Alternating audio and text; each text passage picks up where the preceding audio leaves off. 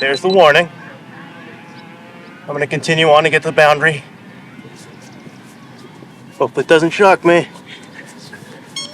There's the oh! Oops, I did it again. Over 100 days back, I got shocked by dog collars just for you guys. Today, I did it again because who doesn't love a little dog collar shock? All kidding aside, SpotOn and Halo, the GPS fences I tested 100 days back, have received quite a few updates, so it's time for round 2. This time, I'm going in-depth because after using these for 100 days, I feel like I overlooked a few things. Real quick, check out the description for links to both of these collars and any discounts I have. I do have a nice discount from SpotOn at the time of filming. For this review, I'm testing the Halo 2 Plus and the SpotOn, both with the latest updates. And guess what? Both have gotten better.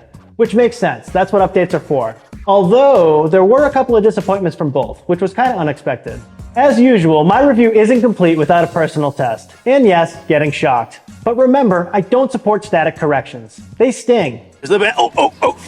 Yep. I get it, there may be good reasons for using it, so no judgment here. I'm just here to compare these systems so you can choose what's best for you and your pup. After 100 days, Halo is still cheaper than SpotOn, and SpotOn continues to be a high-end and well-engineered product. So, who's gonna win? Who's gonna zap me? Stick around to find out. You can get the SpotOn working straight from the box. It allows you to set up a fence faster than you can microwave popcorn. Just 2 minutes. SpotOn also works without a cellular subscription, although I'd recommend getting one. We'll chat more about that later. Oh, and you need to train your dog to help them understand this invisible fence concept. Both SpotOn and Halo need you to download their apps for setup, customization, tracking, and alerts. Both brands use static corrections, a fancy term for electric shocks, to nudge your dog back to safety. SpotOn takes a gentler approach, keeping this feature turned off from the get-go. Their training focuses on using it as a last resort. A big thumbs up for that. Halo 2 is almost ready to go straight out of the box. It's just that you may not quite be ready to go along with it. From setting up the app and picking a subscription, yes, Halo still requires one, to navigating dog and human training modules, it can be a bit of an information buffet. For me, it was about a 15-minute marathon to get everything up and running. But hey, let's not get intimidated. I'll break it down for you step by step. First off, let's talk about how your dog's gonna wear this high-tech bling. For Halo, think sideways necktie. You want the Halo logo on the fabric cover facing downwards like a superhero emblem. Why? Well, 2 reasons. First, it lets the GPS receiver rest on the back of your pup's neck so it can have a chit-chat with the sky for better reception. Second, it places the collar's speaker below your dog's ear so that they can hear the collar's sweet whispers. This isn't obvious though because the GPS location isn't marked and the leash loop is in an unconventional spot.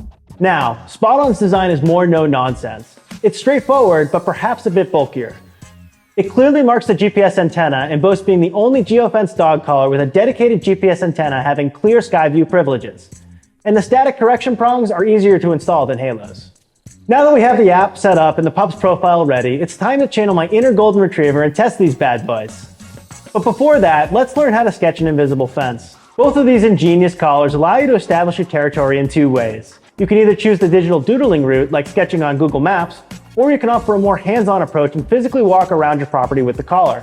But here's the real meat of the matter. When it came to dealing with complicated areas like a rock garden smack in the middle of your property, or that heart-racing edge of the highway, SpotOn was a clear winner. Now, 100 days later, let's see if that's still true. I dusted off my step counter, geared up with both Halo and SpotOn, and hit the outdoors again. Can we take a moment to appreciate the number of steps though? Fitness goals, anyone? Anyway, SpotOn still came out ahead with the post-dropping task. It's like planting virtual flags while I walked, and boy, you can plant a forest with up to 1,500 of these, dwarfing Halo's mere 20. Plus, with Halo, you have to drop each post manually. So if you want intricate fencing and surgical precision, SpotOn is still your best friend here. SpotOn also flexed some impressive GPS muscle during my testing, while Halo, let's say, had a bit of stage fright.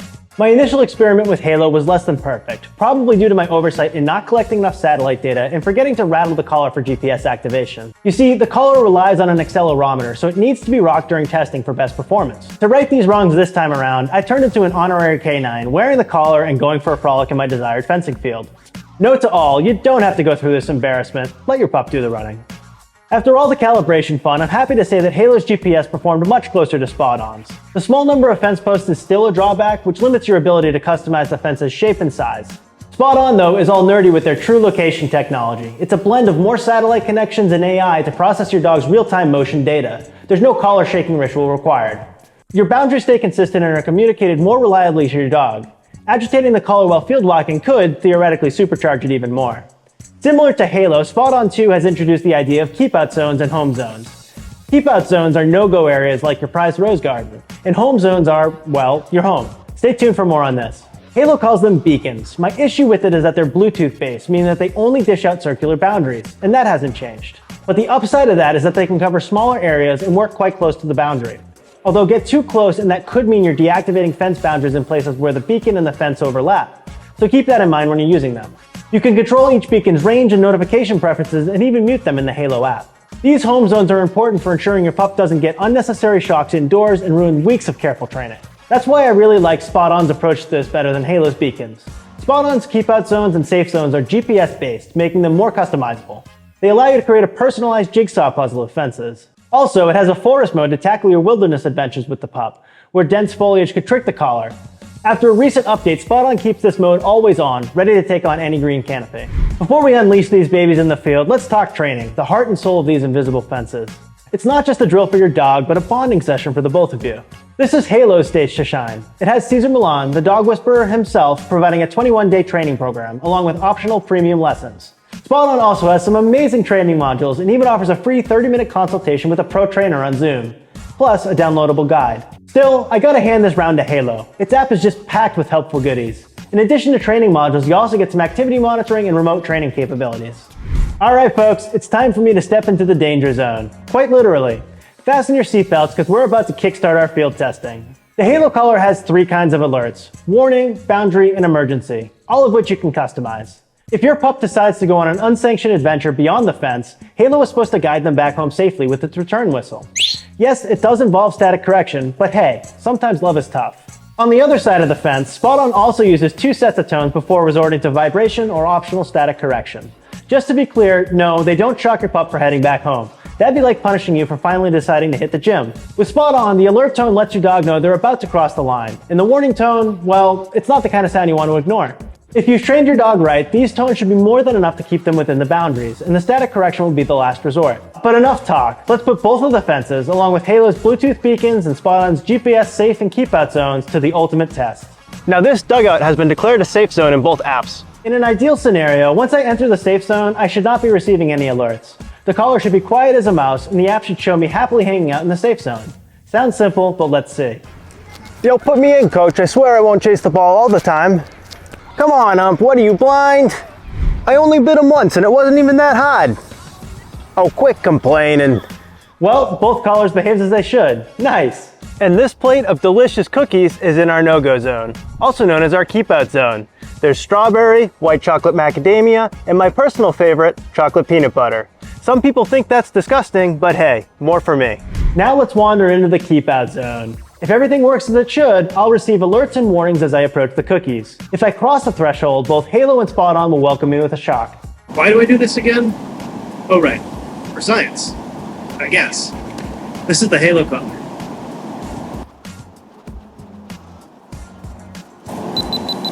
There's the warning feedback. So close to chickening out right now. There's the boundary feedback. I'm gonna back up. Hopefully don't get that emergency. So far, so good. Still beeping now, which it wasn't beeping here before. There's some more boundary feedback. Still no static yet though. Alright, I think we're good. Next up we have the SpotOn. There's the alert. There's the warning. Now I could continue on, but I don't want to get shocked, so I'm not gonna. Back into the alert. And we're good. Again, everything worked as it should. Impressive. Although, one thing I'm noticing is that even with the collar right next to the beacon here, we're not getting the static correction for the emergency feedback.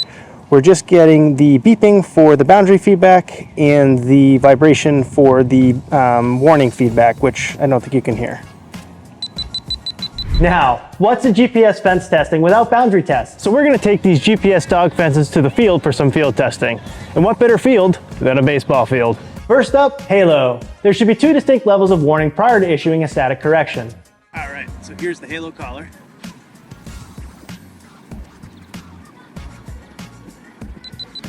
There's the warning.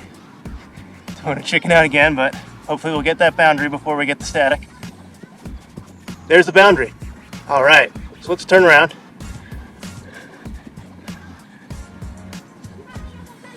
All right, and we're good. It worked as it should, but I don't think you guys could hear the boundary warning because it was too low. So let's try that again, shall we? There's the warning. I'm going to continue on to get the boundary. Hopefully it doesn't shock me. There's the oh. There's the oh. Yep. Yep, it shocked me right there. Okay, I'm gonna take this off. Ouch. Yep, should not have tried that again. And it shocked me without proper warning. Remember, 2 distinct levels of warning prior to issuing a static correction, so the second test was kind of disappointing. What about SpotOn? And this is the SpotOn. There's the alert. Oh, and it's correcting right now. I'll be honest, I turned off the static correction because I didn't want to get shocked anymore. So no warning there either. Whoa, I'm used to the SpotOn being perfect, so it was a bit of a surprise to see it correcting before giving me the second warning. Huh. But since we tested the Halo twice, I decided to give SpotOn another go. And it turned out it worked as it should.